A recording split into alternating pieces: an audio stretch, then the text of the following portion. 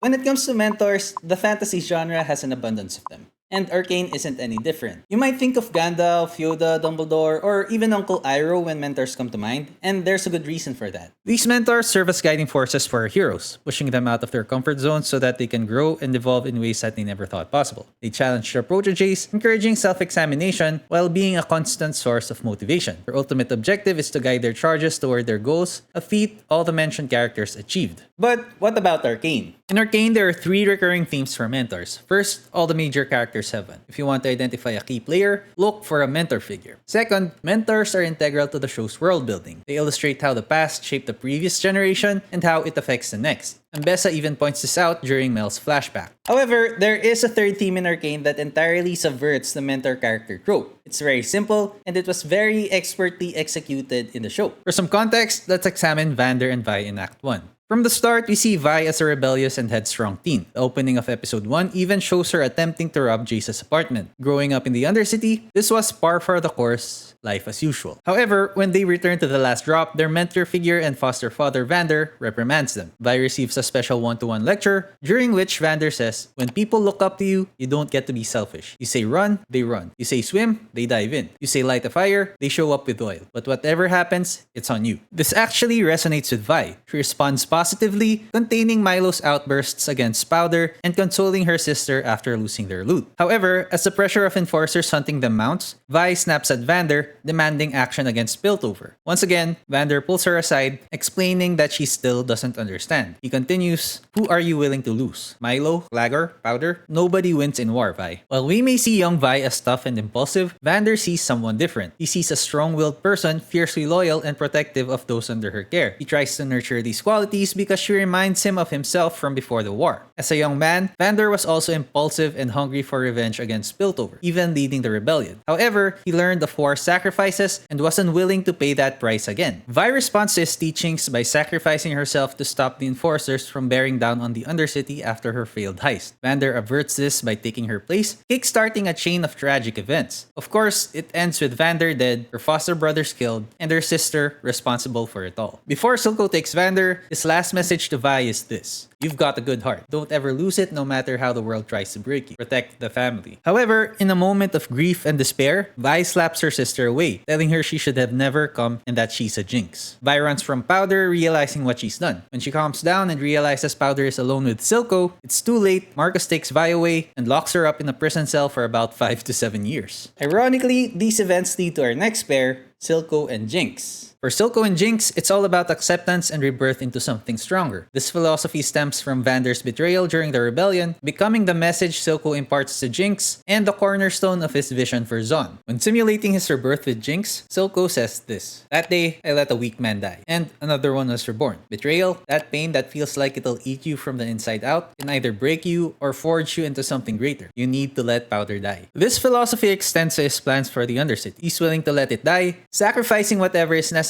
for its rebirth into something stronger. These events culminating in Silco bringing a dying Jinx to Singe for revival through Shimmer. It essentially kills Powder and facilitates her rebirth as Jinx. These events led to Jace negotiating for peace and everything Silco wanted in exchange for Jinx. Ironically, this is where Silco falters and finally understands Vander. He utters these words in front of Vander's statue: "Is there anything so undoing as a daughter?" Silco finally found something or someone he couldn't sacrifice to achieve his goal, something Vander found years before. Jinx, overhearing and misinterpreting the situation, kidnaps and ultimately kills Silco. His last words to her are, "I never would have given you to them, not for anything, don't cry, you're perfect." Okay, so do you see the pattern that's emerging? It's consistent for both Vander and Silco, and to be clear, it's not about the dying part. Let's examine the other mentor figures to try and reinforce the point. Let's look at Heimerdinger, who mentors both Jace and Victor. While Heimerdinger undoubtedly taught them a lot behind the scenes, how he teaches them is more in line with how the show treats mentors. For Jace, it was all about sacrifice. The show portrays Jace as somebody who's ambitious, with lofty goals, and with a little bit of vanity sprinkled on him. Heimerdinger recognizes this, and that's why he tells him about Stanwyck Padidley. He tells him this: Everything he built either exploded, melted, or toppled over.